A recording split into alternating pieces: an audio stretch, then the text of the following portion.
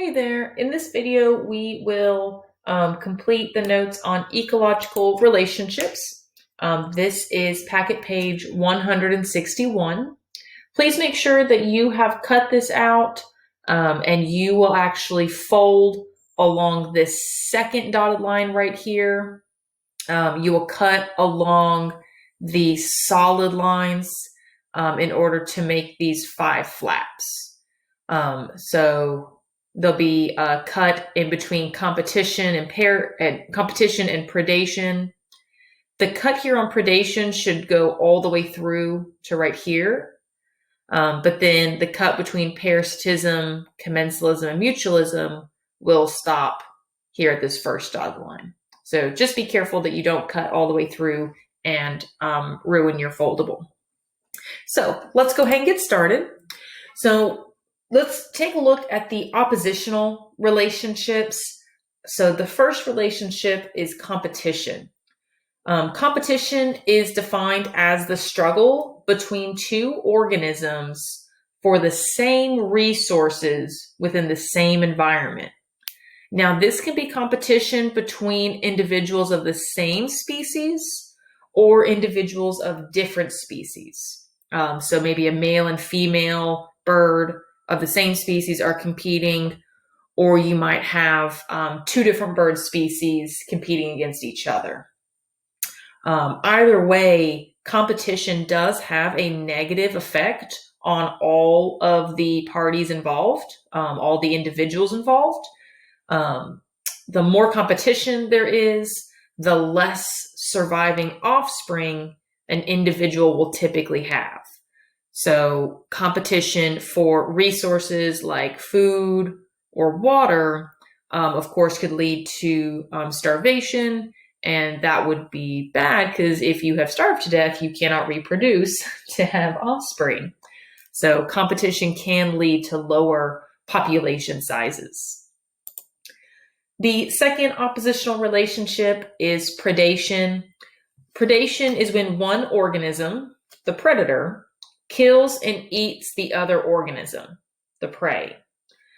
Now, as we saw before in our graph, as the number of predators increases, the number of prey will decrease. So the lynx, if there are more and more lynx hunting down the rabbits, there will be fewer rabbits left to reproduce. But the opposite is true. If, for example, the number of prey increases, the number of predators can also increase. So an increase in predators causes a decrease in prey, but an increase in prey causes an increase in predators. So those are our 2 oppositional relationships. Let's take a look at our symbiotic relationships again. So parasitism is when one organism benefits, that's going to be the parasite, and the other organism is harmed, the host. So remember, this is a good-bad relationship. It's helpful for the parasite, but it is harmful for the host. Another example of parasitism that we haven't mentioned already would be mosquitoes in humans. The mosquitoes are getting a source of food. Humans, we get itchy. So definitely not a good relationship for us. Commensalism, again, is when one species benefits and the other species is neither harmed nor helped. So again, this is a good, neutral relationship. Another example of commensalism is the barnacles that you find on whales.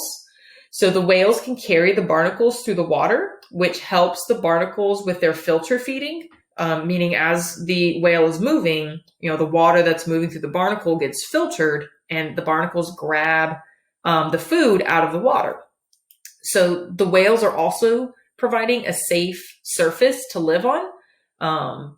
Since the whales are always moving, barnacles are not going to be a good target for predators versus barnacles that are, on rocks. They're not going anywhere. So predators will come after them. Now, the whale in this relationship is neither harmed nor helped.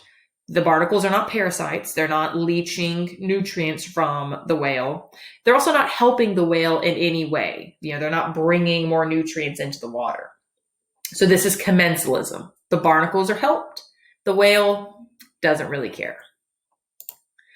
Last but not least is mutualism. Mutualism is when both species benefit. So this was a good relationship.